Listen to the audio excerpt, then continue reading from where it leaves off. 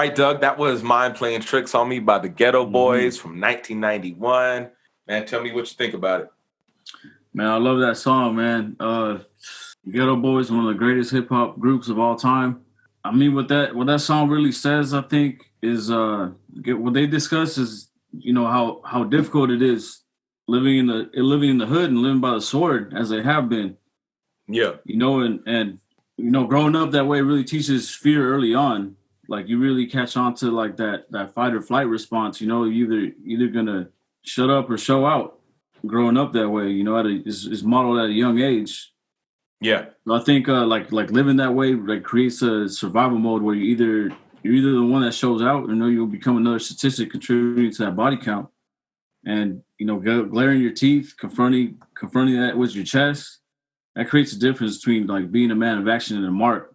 Yeah. And those survival instincts like teach, to fight for yours and live courageously before you get got. Yeah, I like what you say about those survival tactics and how we all kind of grow up with our own unique survival tactics, and depending on what neighborhood you're from, what your parents are like, and it adds. It's one of the reasons why we can all be so different, right? Where you can be from one side of Los Angeles and somebody else from another side of Los Angeles has such a different mentality and mindset on life because they have to survive in different ways. So I wanted to ask you, is there anything like recently that you've been afraid of that's been kind of freaking you out lately?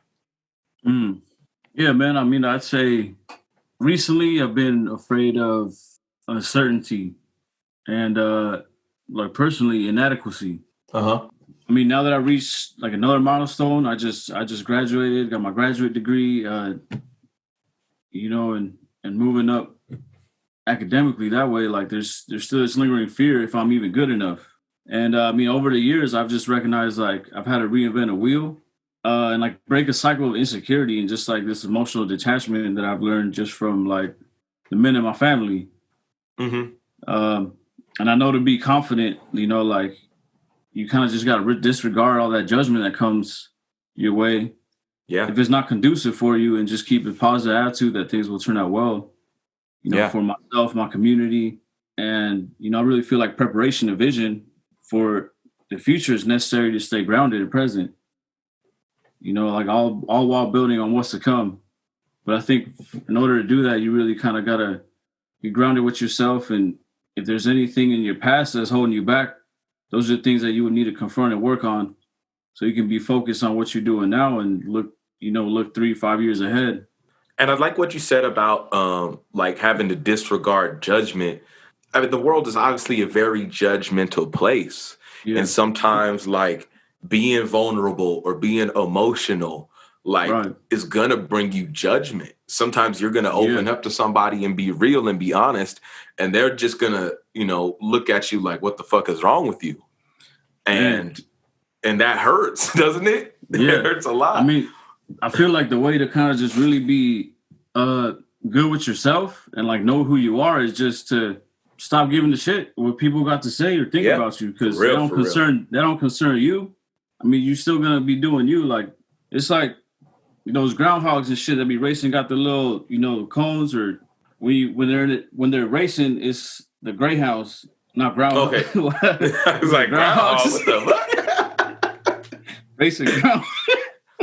Oh shit! The greyhounds, they put the funnels on their neck, right? Yeah. And I remember that's something that Jimmy Iovine said.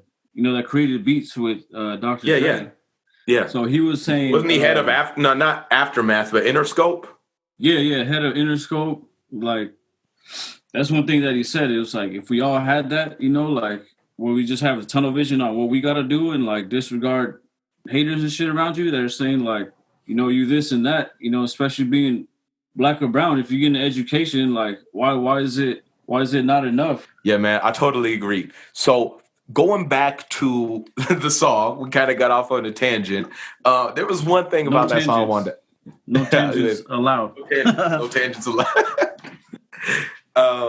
One of the things that I wanted to ask you about that song. Oh, first and foremost, give me your rating. How many stars out of how many stars? And then I think that's one of Ghetto hold Boy's up. very best songs. My mom's calling me real quick. Hold up. Doing good. Just recording a podcast. You're on the air. Do you want to say hello to the people? Wait, I'm putting you on speaker so you can say hello to the podcast. Hello to the podcast. So, anyways, before we were so rudely interrupted by my mother calling, there's something I noticed about that last Bushwickville verse.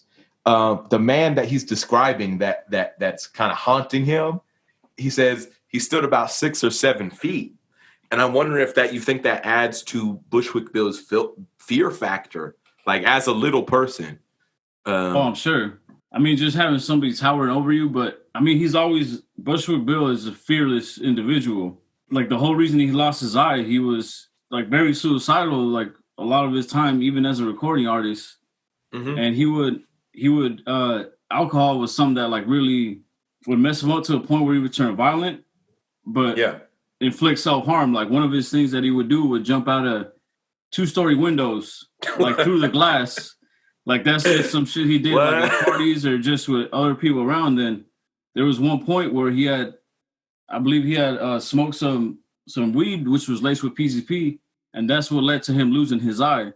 So he's not only, a small person, but he's one-eyed.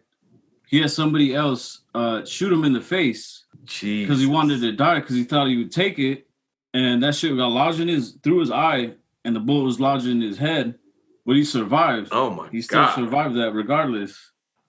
So Bushwick Bill, I mean, he's fearless, but I think even if he sees somebody twice his size, he tried to take him. Yeah, for sure. Oh, that's that, man. That's crazy. I never knew that story before. That's nuts, bro. That's how he lost his eye, man. All right, you want to get into the next song we're gonna play for the show? Yeah. So this is another song I picked right here. We do all genres of music. We are inclined to hip hop, but I think both of us are big fans of this band right here. This is a song by the Black Keys. The song is "Too Afraid to Love You" from their 2010 album Brothers. This is one of the many highlights of their commercial breakthrough album that really put them on. Mm-hmm. And this record was released after tension and animosity between the two band members, actually. Vocalist guitarist Dan Yearback and drummer Patrick Carney. There was, the time where they had threatened to dismantle the band before they really became as great as they are today. Mm-hmm. And this was an album that, they worked through a lot of their issues, most of it because miscommunication and assumptions. Dan Yearback was making a solo album that Patrick Carney didn't even know about, and that infuriated him. So there was just beef between them at this time. But when they released this album, I mean, they became, huge. They're one of the most known bands now that do this type of music, like a blues, grassroots, rock style. Yeah. And the modern blues that the Black Keys have been known to represent is like really apparent in the song.